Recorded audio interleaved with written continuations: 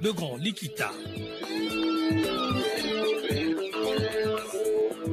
Le grand Likita spécial Congo-Kinshasa, notre invité à partir de 12h, c'est le député congolais Olivier Kamitatou. Olivier Kamitatou, qui a participé au conclave de l'opposition à Bruxelles, va faire le point sur les antennes de Mangebo FM, sur les résolutions de la nouvelle plateforme politique Rassemblement.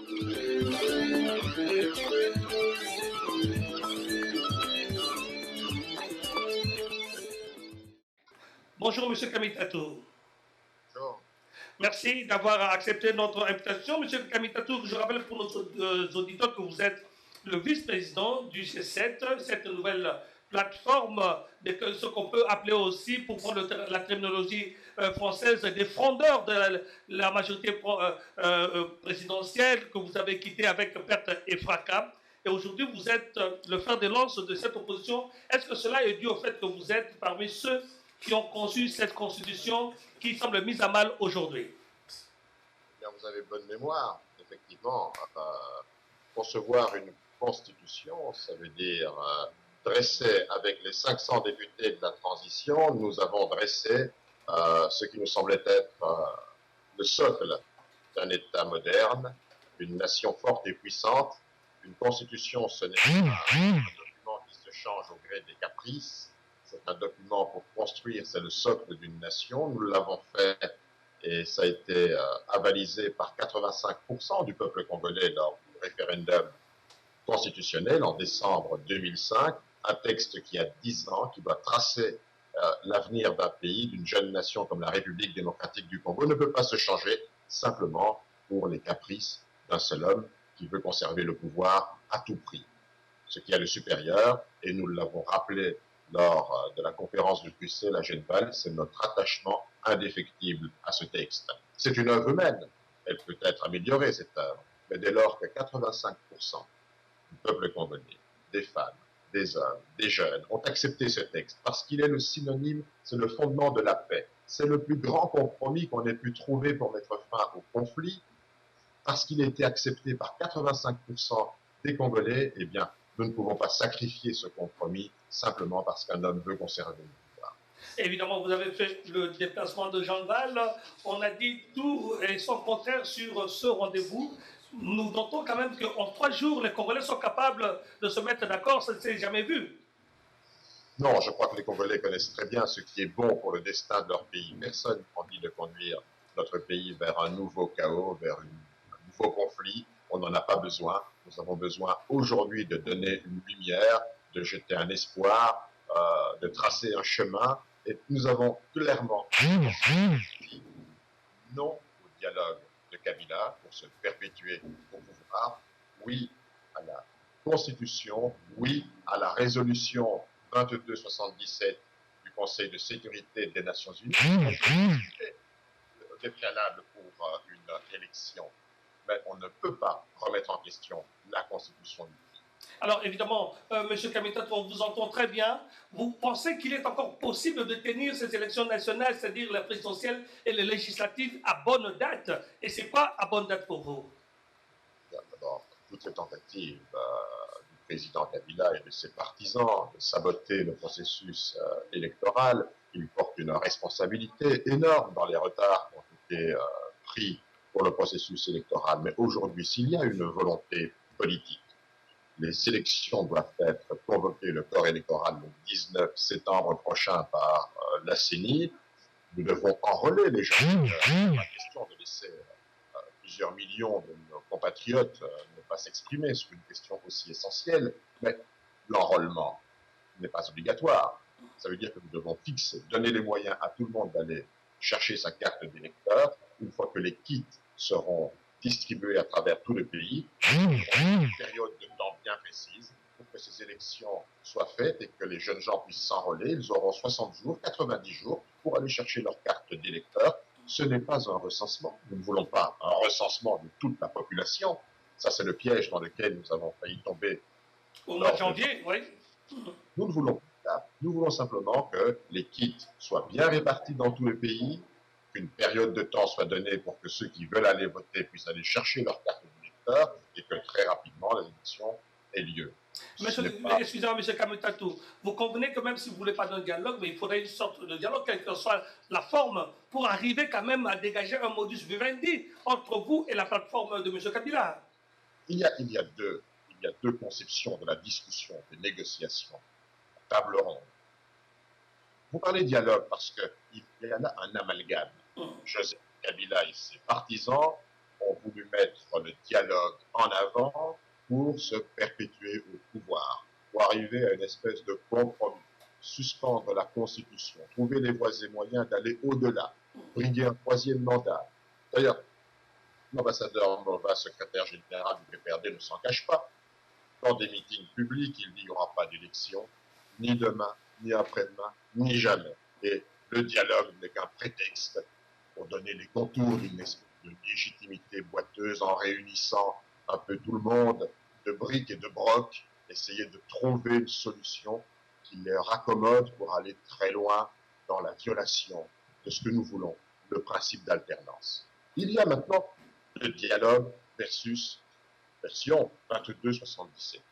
Nous avons une constitution. La constitution prescrit des délais pour organiser les élections.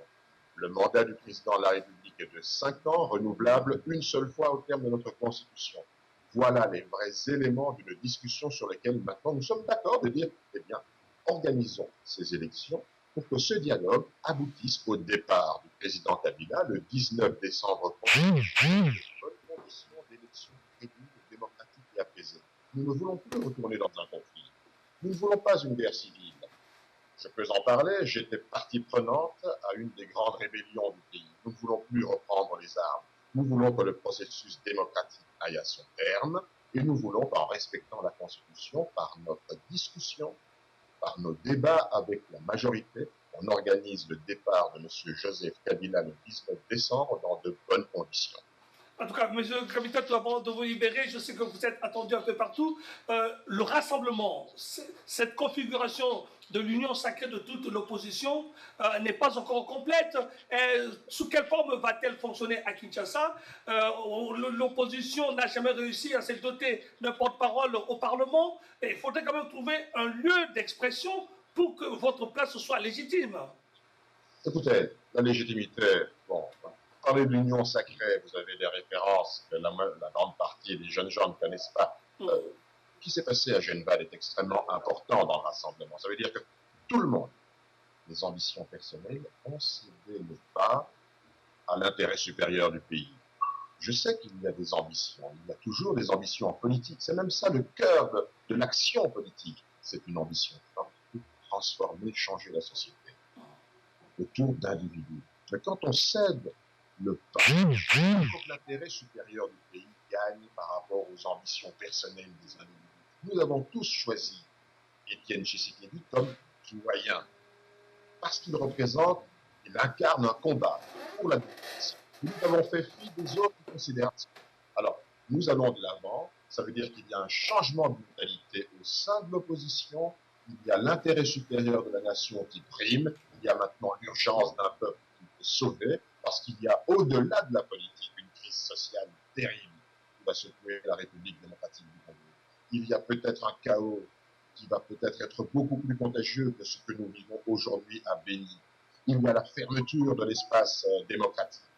Il y a les prisonniers d'opinion, les jeunes gens de Lucha, de Filimbi qui sont arrêtés, les prisonniers politiques qui sont arrêtés, les médias qui sont confisqués.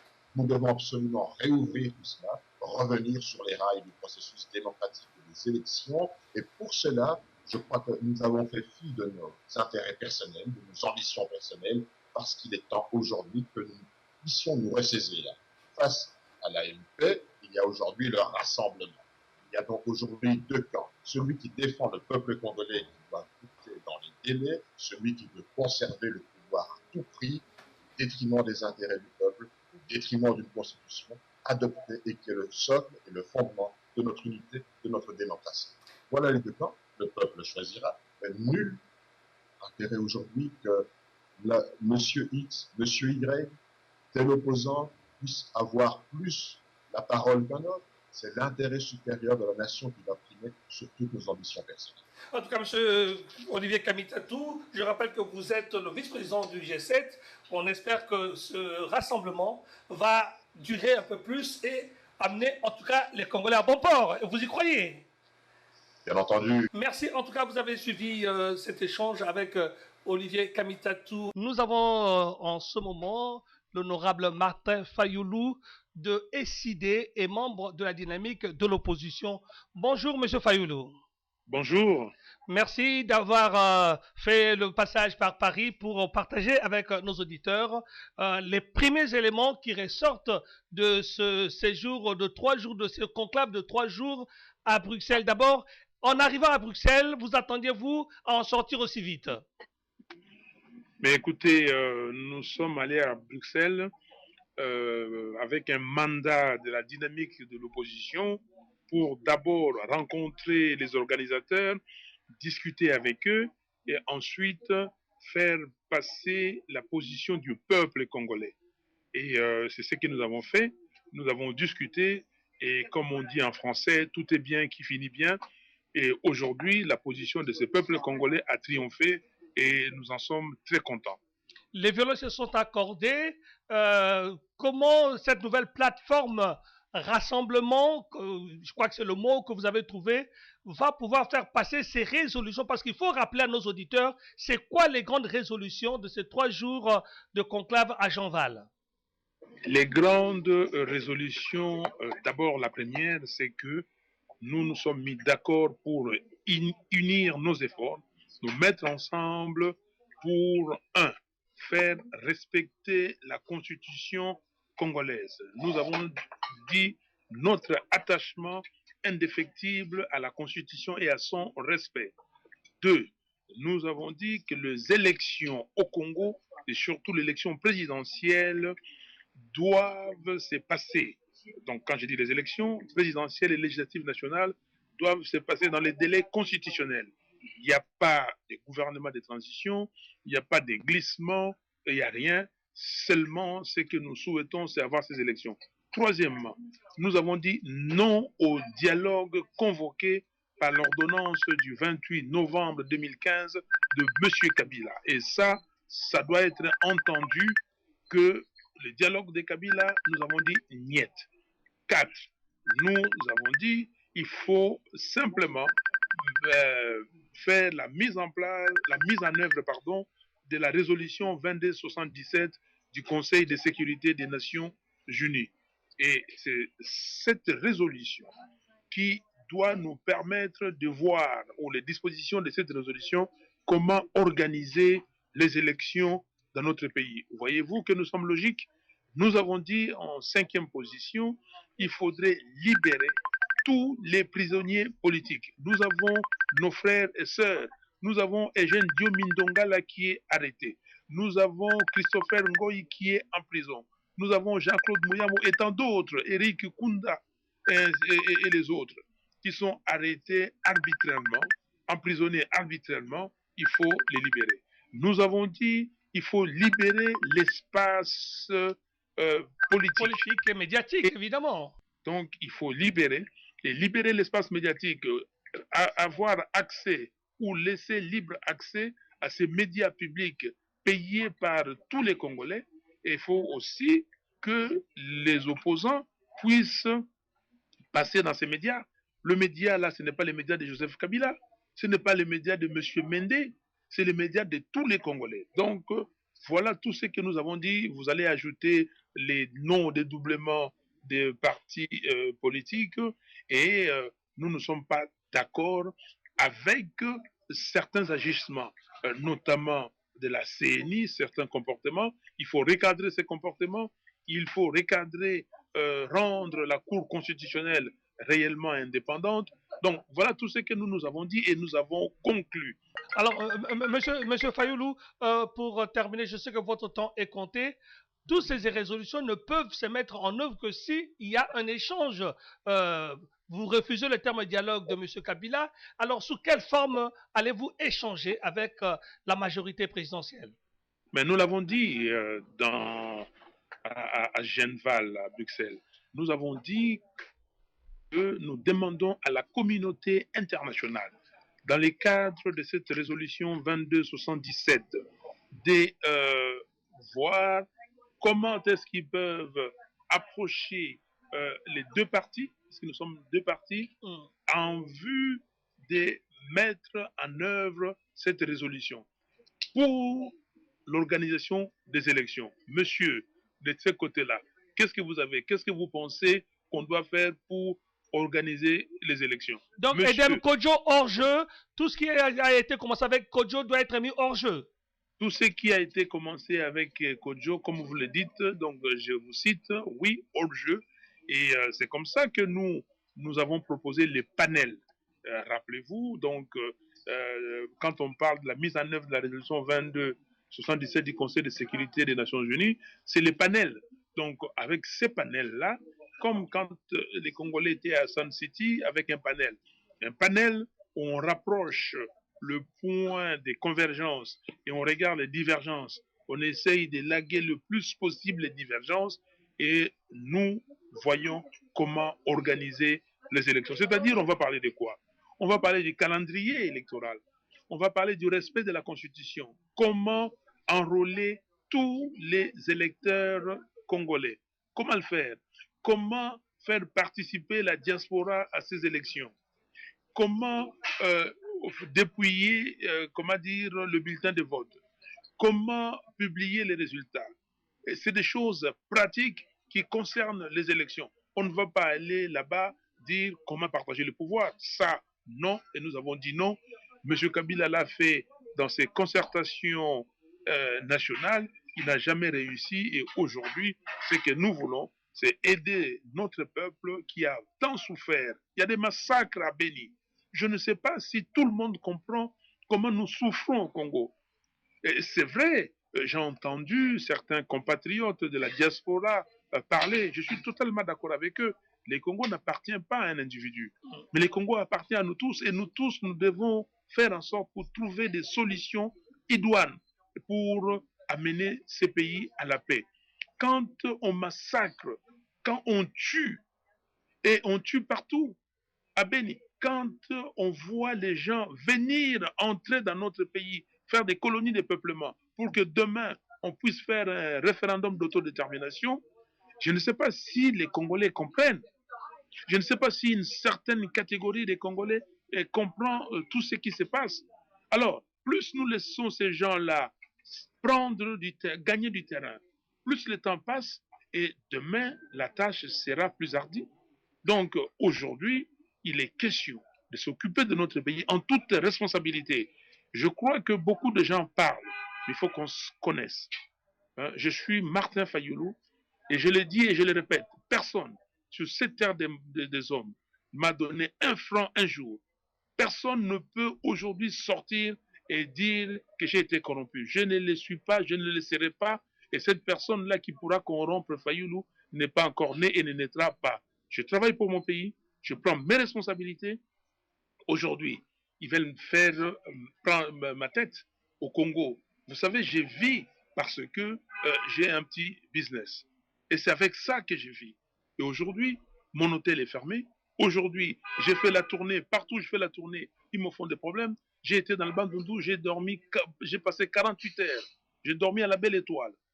Vous avez vu les militaires, les policiers, comment ils s'acharnent sur moi.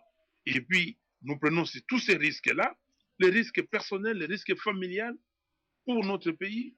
Et il y a des gens qui viennent raconter leurs bêtises.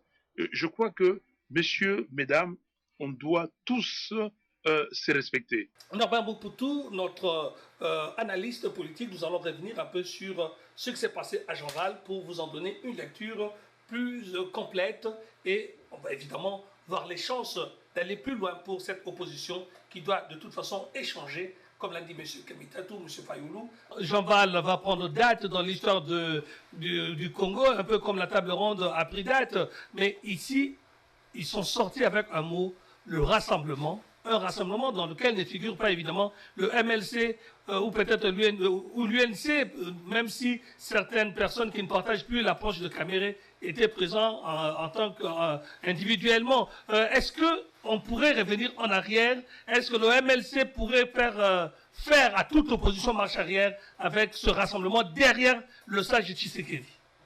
En tout cas, je crois qu'ils vont, ils vont joindre, parce qu'il ne faut pas oublier que l'opposition n'est pas si divisée qu'on le croit. Ouais. L'opposition joue toujours cette stratégie, comme on dit à Kinshasa, de ces catcheurs qui, lorsqu'ils donnent un coup de poing avec la main gauche, ils gardent le poing droit derrière parce qu'on ne sait jamais. Donc, ça ne sera pas étonnant que dans 2 ou 3 jours, Oui. que Kamité et le MLC puissent joindre cette dynamique, parce qu'eux tous aussi, ils n'étaient pas si sûrs de ce qui allait arriver. Bien Mais sûr. ils ont vu que le train est en train de marcher. Et rappelez-vous, Joseph, j'ai pris le parallélisme avec ce qui s'est passé en 60. Rappelez-vous que lorsqu'on est arrivé à la table ronde de 60, j'ai pris le Parti solidaire africain, le PCA et Antoine Kizenga, ils Ouais. ne sont pas arrivés. Ils sont allés à l'Est entre-temps, ils ont dit non, avec cette histoire de Belge-là, ils vont nous rouler dans la farine. Alors que Kamita du PCA est arrivé. On a vu aussi que lorsqu'ils sont arrivés, dès le 2e jour de Jambouta, Joseph Kassavou avait claqué la porte, parce que lui avait dit avait voulu que la table ronde soit une constituante. C'est-à-dire qu'après la table ronde, que les Belges remettent les clés aux Congolais. Et comme les autres n'avaient pas adopté, bon, le vieux est allé à Liège. Mais on a vu qu'avant la fin de la conférence de la table ronde, il est venu joindre la conférence de la table ronde. Et même Lumumba lui-même, quand on a commencé la table ronde, il était en prison. Mais même ceux qui étaient des anti-lumumbistes, quand ils sont arrivés, ils ont exigé que Lumumba vienne les rejoindre. Et il les avait rejoints. Donc, il n'est pas impossible que les MLC et l'UNC qui n'étaient pas là, alors que c'était membre, y étaient peut-être... Bon, on suppose quand même Kamere est encore sur Paris, donc il y a toujours possibilité qu'il se rencontre. D'ailleurs, la plupart ces leaders de l'opposition sont arrivés sur Paris. Oui, donc moi je crois que Kamere c'est un fin politicien, il est intelligent, il comprend, il analyse. Donc il n'est pas impossible que dans les 48 heures, qu'on puisse avoir un communiqué. D'ailleurs, on a vu par exemple le professeur Matungulu, qui n'était pas, mais il avait fait un communiqué auparavant pour dire, bon, si les autres se réunissent, en tout cas, voilà l'agenda. Et si on a vu effectivement que l'agenda adopté par les autres n'est pas très différent de ce que le professeur Matungulu pensait, par exemple. Donc, qu'est-ce que tout le monde craignait? Tous les opposants craignaient qu'ils pensaient qu'effectivement, Etienne Tshisekedi voulait aller au dialogue de Kabila. Parce que, rappelez-vous, tout le monde avait dit que Tshisekedi s'était retrouvé avec Kabila, qu'il y avait des sous qui avaient tourné autour de Félix notamment. Alors, les gens disaient, mais c'est qu'il était corrompu, c'est qu'on l'a pris.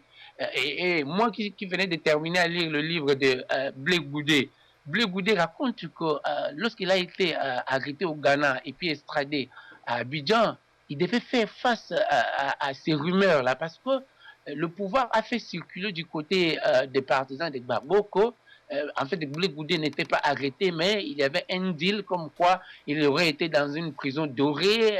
Donc, il a dû se battre contre ça. Donc, vous comprenez que l'UDPS devait se battre contre cette assumption, ces présomptions, ces soupçons qu'ils ont négocié avec le camp Kabila, qu'il y a eu l'argent qu'on proposait que Félix soit le Premier ministre et le reste. Donc vous comprenez que quand l'UDPS appelait à une réunion comme ça, bon, c'était normal à ce que le MLC, c'était normal à ce que l'UNC, c'était normal à ce que la PARECO puisse effectivement à dire, mais attendez, est-ce que le vieux aussi a été roulé dans la farine? Mais rouler le vieux de la farine, c'est ne pas le connaître, parce que rappelez-vous chaque fois son mot d'ordre, il évite qu'on puisse lui mettre des pots de bananes aux pieds. Merci de nous avoir suivis. C'était Joseph Pouloulou sur Mangembo FM.